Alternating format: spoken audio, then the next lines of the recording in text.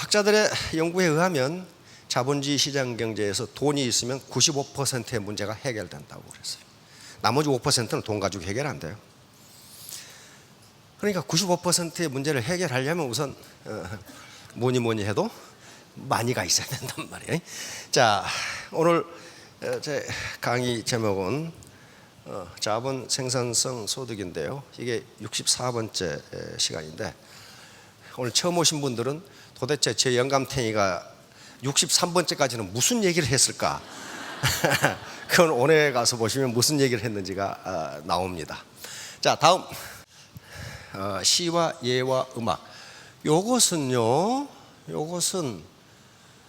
논어에 있는 이야기인데 이게 무슨 얘기인가 하는 것은 이게 2500년 전에 한 얘기거든요. 그런데 지금하고 똑같아요. 그것은 인간의 교육 단계, 인간의 감성은 변하지 않는다는 거예요. 자, 자왈 흥어시, 시로서 감흥인데, 흥인데요, 배움에 대한 감흥입니다. 시로서 배움에 대한 감흥을 일으키고, 예, 입어래, 예로서 내 몸을 똑바로 세우고 원칙을 세우고 성어학, 음악으로서 인격으로 완성한다. 지금 그 말이에요. 이게 무슨 소린가 하면요, 자, 여기서 시는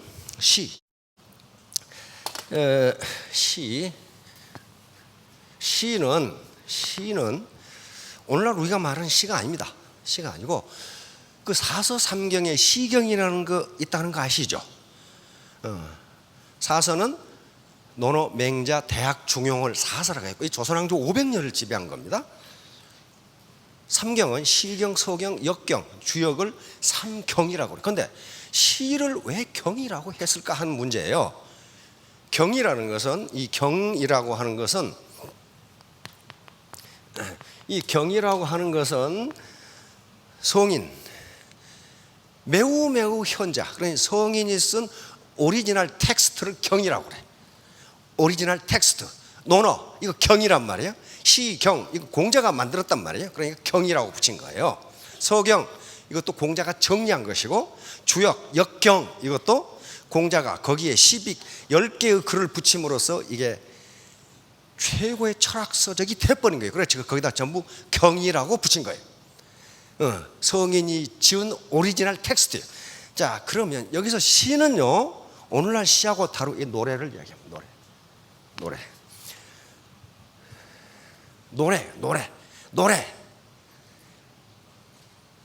유치원에 들어가면 글 공부해요, 수학 공부해요, 노래해요?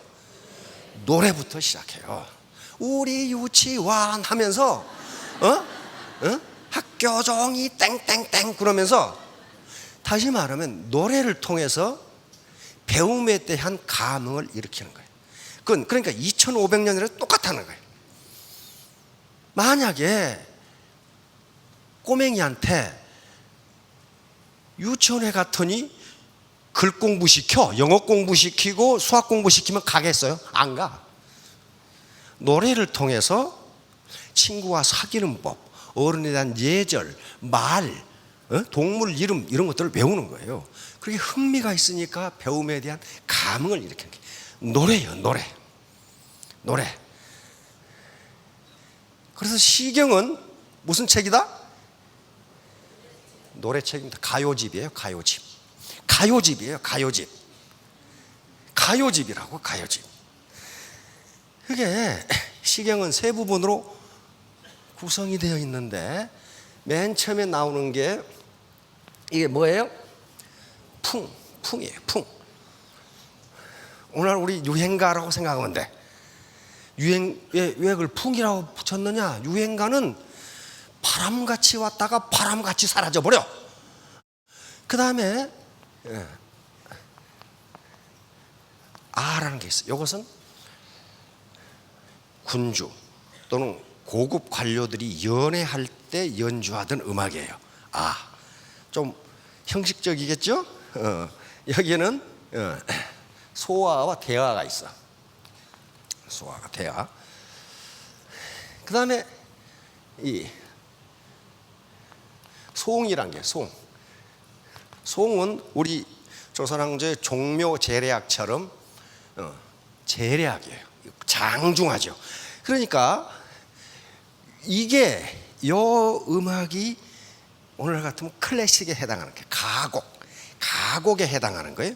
이게 가요에 해당하는 거예요. 그런데 시경이, 그러니까 시경은 원래는 시입니다. 노래 가사집이에요. 노래 가사집인데 공자가 3,000편의 노래를 수집해서 이 중에 가려 뽑은 311수를 엮어놓은 게 시경이에요. 근데 그 6개 곡은 제목만 붙어 있으니까 305수가 시경인데 뭘부터 배치했어요? 가요부터 배치한 거예요. 가요부터. 그런데 요거를 다 분석해 보면 무슨 노래겠어요? 오늘날 유행가하고 똑같아. 청춘 남녀 간의 사랑, 그 애토단청, 그러다가 이별, 뭐 이런 거야.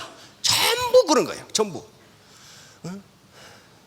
사랑하지 말 사람을 사랑해가지고 뭐 전부 그런 거야. 어쩌면 그렇게 가사가 똑같은지 몰라 지금하고. 그걸 공자는 인간의 가장 진솔한 심정이라고 본 거예요. 그러니까 지금 유행가하고 다를 것 전혀 없어요. 응? 자, 그러니까 이런 노래로서 이걸 반드시 배우라고. 이게 공자학단, 제자가 3,000명이 공자학단에 가장 먼저 배우는 게 시였어요. 노래를 배우기 시작해. 노래를. 그 중에 인간의 애환, 정치에 대한 불만, 역사에 대한 인식, 이런 것들이 다 들어가 있어. 그러니까 그걸 배우면 뭘 안다는 거예요? 세상이 어떻게 돌아가는지를 안다는 거예요. 자, 그래서 이제 시로서 흥어시, 감흥을 불러일으키고, 요것만 있어가지고는 안 돼. 노래만 하면 질탕하게 흥청망청 돼가지고 안 된단 말이에요. 얘는 오늘 같으면 사회화 과정입니다. 사회생활을 어떻게 할 것이냐 하는 거예요. 사회생활을. 그래서 예를 통해서, 이건 오늘날 사회 질서입니다. 규범, 질서, 이런 거 예예요. 이걸 통해서 내 원칙을 똑바로 세우고, 그리고 인격의 완성을 뭘로 한다고요? 성악, 음악으로 인격을 완성한다 그랬어요. 왜 공자가 음악으로 인격을 완성한다고 했을까? 음악은요, 여기서 말하는 저 앞에 시는 혼자 부르는 노래고, 음악은 여러 사람이 같이 부르는 합창이에요. 합창. 그리고 적어도 악기가 8개 이상 동원되는 연주라고요. 이게 오늘날 교향악단이에요. 거기서는 음악은 자기가 불러야 할 곳과 부르지 말아야 할 곳, 연주할 대목과 연주하지 말아야 할 대목이 있어요. 다시 말하면 사회생활을 하는데 내가 말해야 할 것과 말하지 말 것, 내가 개입해야 할 것과 개입하지 말 것이 있다는 거예요. 그걸 지키지 않고 자기가 연주하고 싶다고 아무데나 연주하거나, 연주하기 싫다고 자기가 연주해야 하는 부분을 안 하거나 그러면 사회의 조화가 깨져서 사회가 제대로 돌아가지를 않는다는 거예요. 그러니까 그런 걸 배워서 인격을 완성한다 일어났어요. 인격을 완성한다. 이제 이건 2000년 된 책에 있는 거 같은데 어쩌면 이렇게 이걸 잘 묘사해야 돼. 거기에 이런 말이 있어요. 시는 지를 표현한 것으로, 지는 마음속의 뜻이에요. 마음속의 뜻 표현한 것으로 마음속에 있으면 뜻이 되고, 그것이 말로 하면 시가 된다.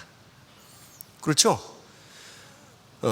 정이 마음속에 움직여 언어로 나타나고, 말로 나타나고, 말로 부족하기에 차탄하고, 차탄한 글을 쓰다가 그게 차탄이에요. 이게 말로 뭐라고 표현을 못해. 그러니까 그래 놨어 그냥.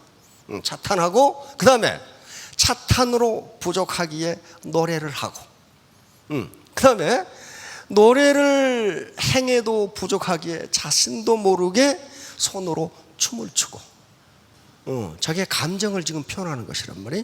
발로 뛰는 수무족도가 나타나는 것이다.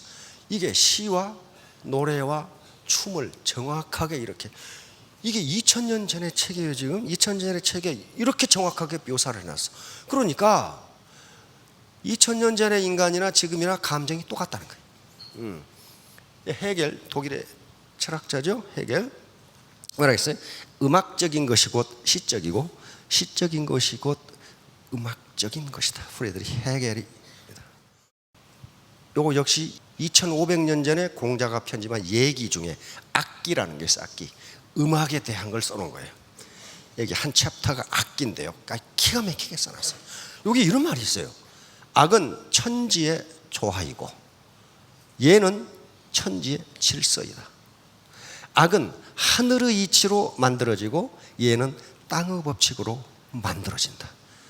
그래서 잘못 만들면 어지러워지고, 다시 말하면 법을 잘못 만들면 천하가 어지러워지는 거예요. 그리고 잘못 지으면 난폭하게 된다. 음악을 잘못 작곡해 놓으면 난폭하게 돼요. 그러니까 천지의 도리에 밝은 이후에 비로소 예약을 일으킬 수 있다. 그래서 공자가 예약 문화를 정착시키려고 하는 게 이런 거였어요. 천지의 조화와 인간의 질서를 어떻게 만들 것이냐. 자, 요건 임마누엘 칸트의 말을 패러디한 겁니다. 음악이 없는 예는 공허하고 예가 없는 악은 맹목적이다. 음악에 질서가 없고 규칙이 없다면 그건 맹목적이다. 칸트의 이야기입니다. 자, 다음. 자, 요거예요. 이게 에테미 사업의 전부예요. 자, 나 개인이 됐건 우리 센터가 됐건 성공은 세 가지 조건밖에 없어요. 오게 하라, 머물게 하라, 다시 오게 하라. 이게 아니면 안 돼요. 나 지금 파트너를 좌우에 붙여야 되는데 안 와. 왔다가 가버려. 한 번 가면 영원히 빠이빠이야. 어떻게 크냐고. 어떻게 안 크게 돼 있어요. 이때 사람을 끌어당기는 힘, 이걸 흡인력이라고 부릅니다. 흡인력. 끌어당기는 힘이야. 사람의 마음을 끌어당기는 겁니다. 사람의 마음을 끌어당기는 힘을 흡인력이라고 부르는데, 흡인력은 두 가지로 이루어집니다. 하나는 인격이고 또 하나는 능력이에요. 인격이 아무리 훌륭해도 무능력한 사람한테는 끌려가지 않습니다. 능력이 아무리 좋아도 인격적으로 존경할 만한 사람이 아니면 그 밑에 들어가지를 않아요. 이건 다른 말로 하면 뭐가 된다? 매력이에요. 저 매자는 도깨비 매자입니다. 도깨비 매자. 어떤 아가씨를 보면 자기도 모르게 도깨비처럼 끌려가죠. 그게 매력이에요. 자기도 몰라 왜 끌려가는지. 인격은 사전적 의미로는 매우 건조해. 사람으로서의 품격, 사람 됨됨이 일어났어요. 저게 무슨 말인가. 그런데 임마누엘 칸트가 이렇게 정의를 했어요. 인격은 뭐 하는 능력이다?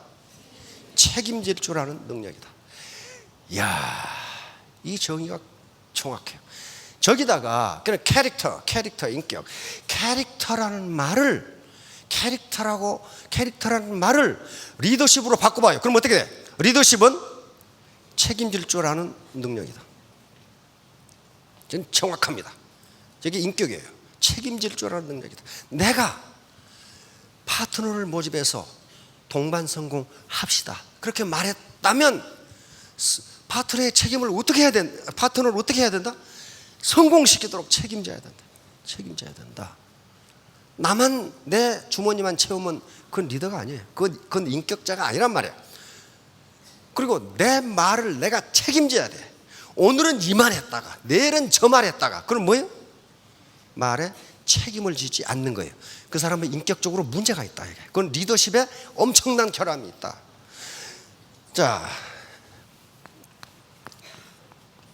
이게 무슨 자예요? 믿을 신자예요. 믿을 신자. 사람 인변에 말씀은 찬 거. 믿을 신자는 어떻게 만들어진 거냐 하면, 내가 한 말이 후에 내 행동으로 증명되는 걸 신이라고 그랬어. 내 행동으로 증명되는 거. 그러니까 내 말이 후일 내 행동으로 증명이 되지 않으면 어떻게 되는 거예요? 불신, 믿지 못한다. 증언이라는 얘기예요, 신은. 그러니까 오늘은 이렇게 말했다가 내일은 저렇게 말했다. 그럼 뭐가 맞는지 모르잖아요. 그럼 뭐 어때요? 신뢰하지 않아요. 신뢰하지 않으면 불신이 되고 곧 그것이 인격의 결함이 있다는 걸 나타낸다. 그럼 어때요? 오지 않는다. 머물지 않는다.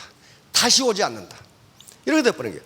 이게 문제는 이제 능력이에요, 능력. 능력이 뭐냐 하는 거예요. 능력이 오늘날 능력은 두 가지로 나눕니다.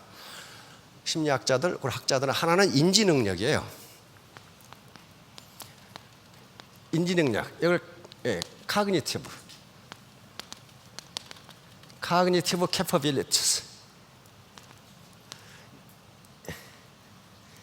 인지 능력이라는 것은 무엇을 빨리 이해하는 능력. 그러니까 마케팅 플랜을 설명했는데 어떤 사람은 하루 만에 이해하고 어떤 사람은 이틀 만에 이해하고 이해하는 속도, 그 다음에 기억력, 판단력, 설명력, 이것을 인지 능력이라고 그래요. 인지 능력. 마케팅 플랜, 지금 로얄 클럽 중에는요, 마케팅 플랜을 6개월 만에 이해한 분이 있어. 도대체 저 말이 무슨 말인지를 모르겠다 이거야. 근데 어떤 사람은 1시간 만에 이해하는 사람이 있어. 그것이 인지 능력의 차이예요. 그런데 오늘날 4차 산업혁명이 진행되면서 인지 능력은 거의 필요가 없게 돼가고 있어요. 왜 그래? 뭐가 나왔어요? 인공지능이 나왔어요. 인공지능보다 기억을 더 많이 한 사람 나와보라 그래.